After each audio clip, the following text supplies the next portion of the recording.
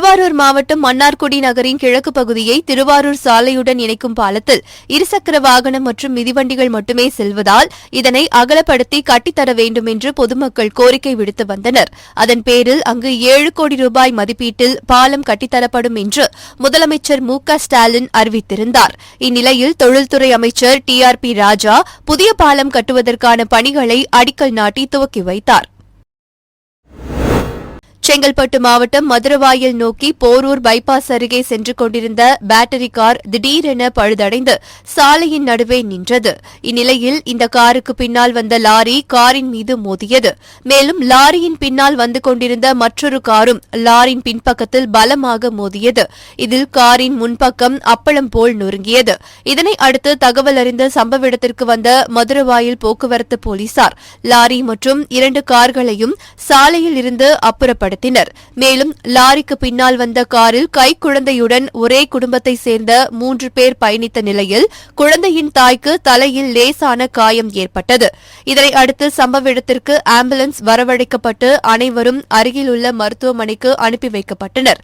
மேலும் இதுகுறித்து வழக்கு பதிவு செய்துள்ள கோயம்பேடு போக்குவரத்து புலனாய்வு பிரிவு போலீசார் விசாரணை மேற்கொண்டு வருகின்றனர்.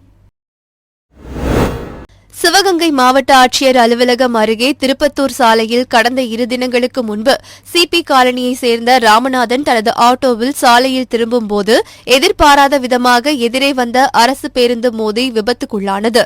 இந்த விபத்தில் படுகாயமடைந்த ராமநாதன் மேற்சிகிச்சைக்காக மதுரைக்கு கொண்டு செல்லப்பட்டு சிகிச்சை பெற்று வந்த நிலையில் சிகிச்சை பலனின்றி உயிரிழந்தார். இந்நிலையில் ராமநாதன் மது அருந்திவிட்டு ஆட்டோ ஓட்டியதாக மருத்துவர்கள் சான்றளித்ததாக கூறப்படுகிறது.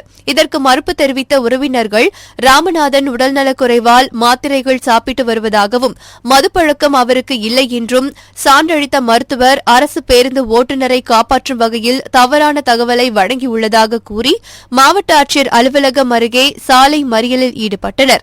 இதனால் சிவகங்கை திருப்பத்தூர் சாலையில் போக்குவரத்து பாதிப்பு ஏற்பட்டது. மாற்றுத்திறனாளிகள் நாடாளுமன்ற தேர்தல் மற்றும் சட்டமன்ற தேர்தலிலும் போட்டியிட தனி தொகுதி ஒதுக்க வேண்டும். புதுச்சேரி மாநிலத்தில் வழங்குவது போல் மாற்றுத்திறனாளிகளுக்கு ஊனத்தின் சதவீதத்திற்கு ஏற்றவாறு ஊதிய உயர்வு வழங்க வேண்டும் உள்ளிட்ட கோரிக்கைகளை வலியுறுத்தி கடலூர் மாவட்ட ஆட்சியர் அலுவலகம் முன்பு கையில் அல்வாவுடன் மாற்றுத்திறனாளிகள் புதுவாழ்வு நலசங்கத்தினர் கண்டன ஆர்ப்பாட்டத்தில் ஈடுபட்டனர். மாவட்ட தலைவர் பொன் சண்முகம் தலைமையில் நடைபெற்ற இந்த ஆர்ப்பாட்டத்தில் ஏராளமானோர் கலந்து கொண்டு கோரிக்கைகளை வலியுறுத்தி கோஷங்களை எழுப்பினர். பின்னர் தங்கள் கோரிக்கைகள் தொடர்பாக ஆட்சியர் அலுவலகத்தில் மனு அளித்துவிட்டு கலைந்து சென்றனர். புதுச்சேரி மாநில கட்டிட தொழிலாளர் சங்க தலைவர் தீர்த்தமலை தலைமையில் தட்டஞ்சாவடி பகுதியில் பல்வேறு கோரிக்கைகளை வலியுறுத்தி கண்டன ஆர்ப்பாட்டம் நடைபெற்றது.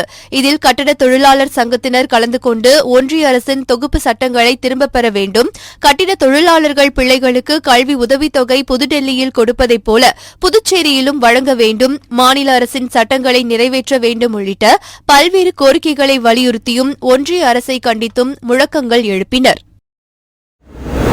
சம வேலைக்கு சம ஊதியம் வழங்க வேண்டும் என்ற தேர்தல் வாக்குறுதியை நிறைவேற்ற வலியுறுத்தி சேலம் மாவட்டம் கோட்டை மைதானத்தில் இடைநிலை ஆசிரியர்கள் கண்டன ஆர்ப்பாட்டத்தில் ஈடுபட்டனர். மாவட்ட தலைவர் ராஜேந்திரன் தலைமையில் நடைபெற்ற இந்த ஆர்ப்பாட்டத்தில் 100க்கும் மேற்பட்ட இடைநிலை ஆசிரியர்கள் கலந்து கொண்டனர். கர்நாடகா மற்றும் தமிழக எல்லைப் பகுதியான பிலிகுண்டுலுவில் நீர்வரத்து கடந்த 2 மாதமாக படிப்படியாக குறைந்து கொண்டே வந்தன. இதனால் தருமபுரி மாவட்டம் ஒகேனக்கல் காவிரி ஆற்றில் தொடர்ந்து 3 நாட்களாக வினாடிக்கு 200 கன அடியாக நீர்வரத்து நீடித்து வருகிறது. இந்த நீர்வரத்து காரணமாக ஒகேனக்கல் காவிரி ஆற்றின் காவிரியோரத்தில் உள்ள ஆலம்பாடி, முதலைப்பண்ணை, நாகர்கோவில் பகுதிகளில் நீரின்றி பாறைகளாக காட்சியளிக்கிறது. மேலும் ஒகேனக்கல் காவிரி ஆற்றில் நீர்வரத்து முற்றிலுமாக குறைந்து நீர்வரத்து 200 கன அடியாக நீடித்து வருவதால் சுற்றுலாப் பயணிகளும் பொதுமக்களும் பரிசல் துறையிலிருந்து நீரில் இறங்கி நடந்தே அக்கரைக்கு செல்லும் நிலை ஏற்பட்டுள்ளது. பசுந்தேயிலைக்கு உரிய விலை வழங்கக் கோரி நீலகிரி மாவட்டம் குன்னூர் சிம்ஸ் பூங்காவில் இருந்து சக்களட்டி, சோகத்துறை, கேத்தரை, தேனலை, ஓடரை இரட்டி, கெந்தட்டி ஆகிய கிராமங்களை சேர்ந்த சிறு குறு தேயிலை விவசாயிகள் கையில் பதாதைகளுடன் கோஷங்கள் எழுப்பியவாறு பேரணியாக சென்று இந்திய தேயிலை வாரிய அலுவலகத்தை முற்றுகையிட்டு ஆர்ப்பாட்டத்தில் ஈடுபட்டனர். அப்போது உச்சநீதிமன்ற தீர்ப்பின்படி பசுந்தேயிலைக்கு கிலோ ஒன்றிற்கு 25 ரூபாய் என்றும் அந்த விலையை தேயிலை வாரியம் விவசாயிகளுக்கு நிர்ணயிக்க வேண்டும் என்று வலியுறுத்தி கோஷங்கள் எழுப்பினர். சென்னை ஒட்டியுள்ள நாவலூர் பக்கிங்ஹாம் கேனலில் எருமை மாடு ஒன்று சேற்றில் சிக்கிக்கொண்டு 3 நாட்களாக தவித்து வந்தது. இதனை கண்ட அருகில் இருக்கும் அடுக்குமாடி குடியிருப்பு வாசிகள் உள்ளிட்ட நிர்வாகம் உள்ளிட்ட பல்வேறு தரப்பிடம் புகார் அளித்தும் எந்த நடவடிக்கையும் எடுக்கவில்லை. இதனால் குடியிருப்பு வாசிகள் தாமாக முன்வந்து தீயணைப்புத் துறைக்கு தகவல் அளித்தனர். அதன் பேரில் சம்பவ இடத்திற்கு வந்த தீயணைப்புத் துறையினர் உதவியுடன் அடுக்குமாடி குடியிருப்பு வாசிகள் சேற்றில் சிக்கி தவித்த எருமை மாட்டை மீட்டனர். சுய நினைவில்லாமல் இருந்த மாட்டிற்கு தண்ணீர் கொடுத்து அங்குள்ள புல் செடிகளை உணவாக கொடுத்தனர். பின்னர் பத்திரமாக தீயணைப்புத்துறை குழு உதவியுடன் மருத்துவமனைக்கு அனுப்பி வைத்தனர்.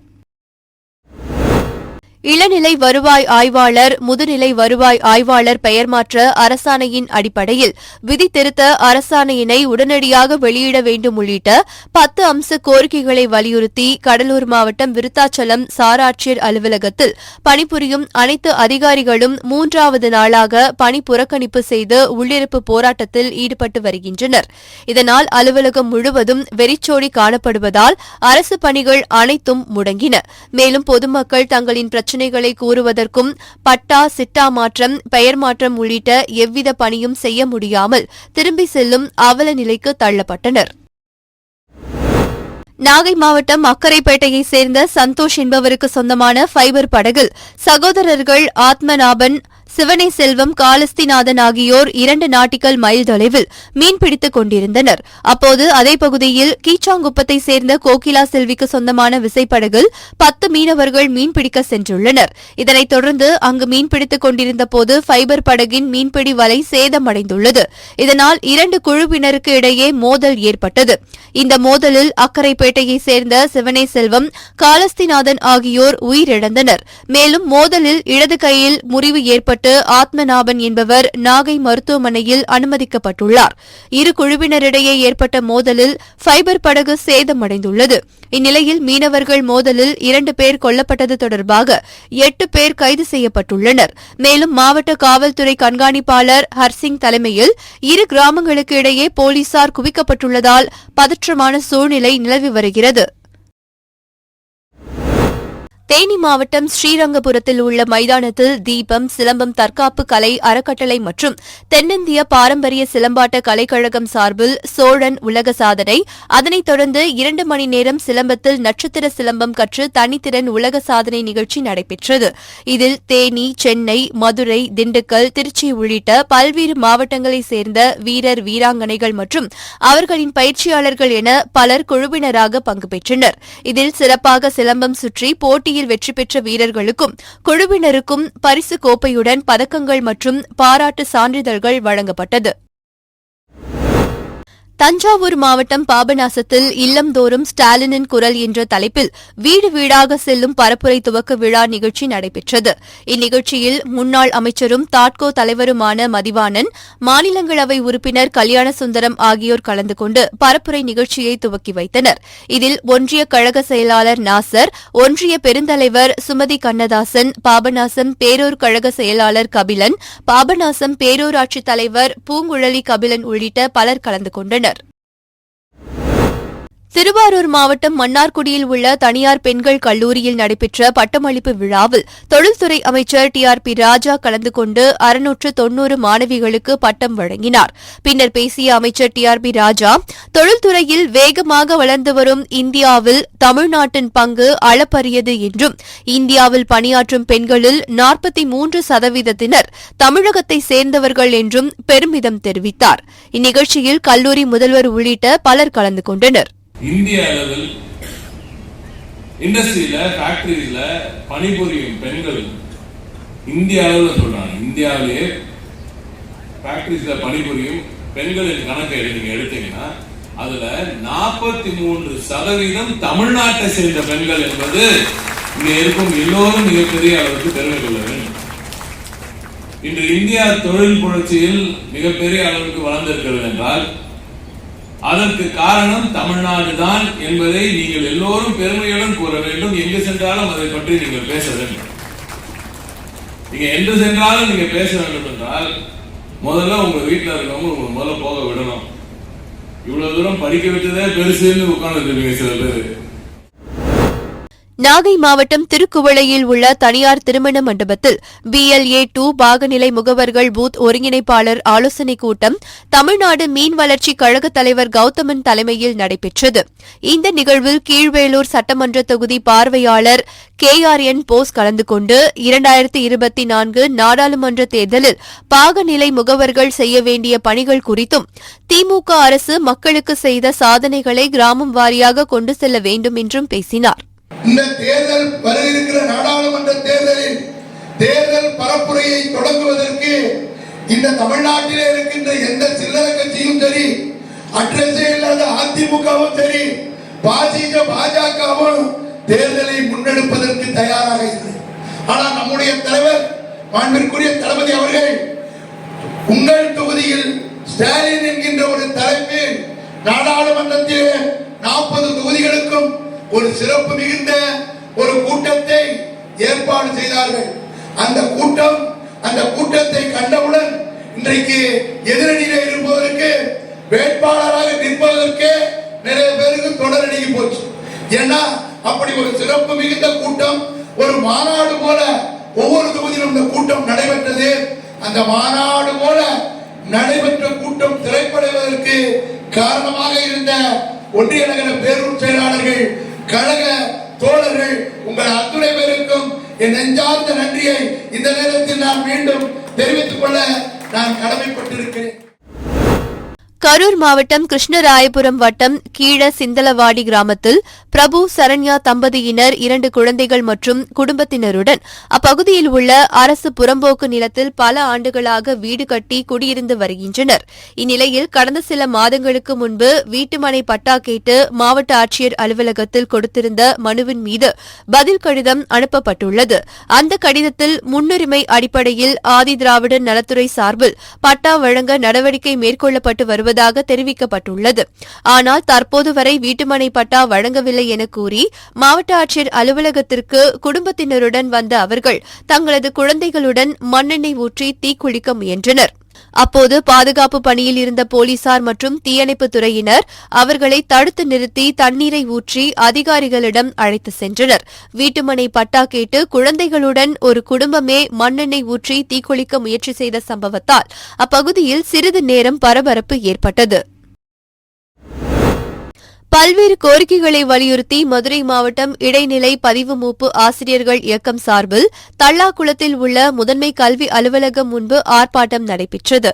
இந்த ஆர்ப்பாட்டத்தில் 100க்கும் மேற்பட்ட ஆசிரியைகள் கலந்து கொண்டு சம வேலைக்கு சம ஊதியம் வழங்க வேண்டும் உள்ளிட்ட கோரிக்கைகளை வலியுறுத்தினர். திருவள்ளூர் மாவட்டம் ஆவடி அடுத்த அன்னனூர் பகுதியில் அமைந்துள்ள தனியார் மைதானத்தில் இந்தியன் மார்ஷியல் ஆர்ட்ஸ் பயிற்சி பள்ளி சார்பாக மாநில அளவிலான சிலம்பம் மற்றும் கராத்தே போட்டி நடைபெற்றது. இப்போட்டியில் சென்னை, தூத்துக்குடி, மதுரை, கோவை, சேலம் போன்ற பகுதியில் இருந்து கலந்து கொண்ட மாணவ மாணவிகள் தங்களது தனித்திறமைகளை வெளிப்படுத்தினர். இதனைத் தொடர்ந்து இப்போட்டிகளில் வெற்றி பெற்றவர்களுக்கு வீர கலைஞர் ஸ்டாலின் கோப்பைகளும் சான்றிதழும் வழங்கினர். திருப்பத்தூர் மாவட்டம் ஆம்பூர் நகரம் கஸ்பா பகுதியில் திருப்பதி கங்கை அம்மன் கோவில் திருவிழாவை முன்னிட்டு மாபெரும் எருது விடும் திருவிழா நடைபெற்றது. இவ்விழாவை ஆம்பூர் சட்டமன்ற உறுப்பினர் விஸ்வநாதன் கொடியசைத்து துவக்கி வைத்தார். இதில் வேலூர், ராணிப்பேட்டை, கிருஷ்ணகிரி, திருப்பத்தூர், ஜோலார்பேட்டை, ஆந்திரா உள்ளிட்ட பகுதிகளில் இருந்து சுமார் 200க்கும் மேற்பட்ட காளைகள் கலந்து கொண்டன. இதில் சீறி பாய்ந்த காளைகள் மீது கைப்போட முயன்ற 5ற்கும் மேற்பட்டோர் காயமடைந்தனர். மேலும் வருவாய்த்துறை, கால்நடைத்துறை, தீயணைப்புத்துறை, மருத்துவ குழுவினர்கள் பாதுகாப்பு பணியில் ஈடுபட்டனர். திருச்சி மாவட்டம் ஏர்போர்ட் புதுத்தெரு பகுதியில் இல்லந்தோறும் ஸ்டாலினின் குரல் நிகழ்ச்சியை பள்ளிக் கல்வித்துறை அமைச்சர் அன்பில் மகேஷ் பொய்யாமொழி துவக்கி வைத்தார். தொடர்ந்து தமிழக அரசு கொண்டு வந்துள்ள மக்கள் நலத்திட்டங்கள் குறித்த துண்டு பிரசுரங்களை வீடு வீடாக சென்று வழங்கிய அமைச்சர் அன்பில் மகேஷ் தமிழக அரசு கொண்டு வந்துள்ள திட்டங்கள் குறித்து விளக்கி கூறியதோடு குழந்தைகளின் கல்வி குறித்தும் கேட்டறிந்தார். மேலும் ஒன்றிய அரசு தமிழகத்தை வஞ்சித்தாலும் இவற்றையெல்லாம் மீறி ஒரு நல்லாட்சியை தமிழக அரசு செய்து கொண்டிருப்பதாகவும் கூறினார். கடலூர் மாவட்டம் காட்டுமன்னார் கோவில் அருகில் உள்ள பழஞ்சநல்லூர் ஊராட்சி தேவனாம்புத்தூர் கிராமத்தில் சுமார் 70 குடும்பங்கள் இருளர் பழங்குடியின மக்கள் வசித்து வருகின்றனர். இவர்களுக்கு தமிழ் சேவா சங்கத்தின் சார்பில் இலவச வீடுகள் வழங்கும் நிகழ்ச்சி நடைபெற்றது. இதில் தமிழ் சேவா சங்கத்தின் நிறுவனர் மற்றும் அறம் காவலர் சரவணவேல் கலந்து கொண்டு 17 பயனாளிகளுக்கு வழங்கினர்.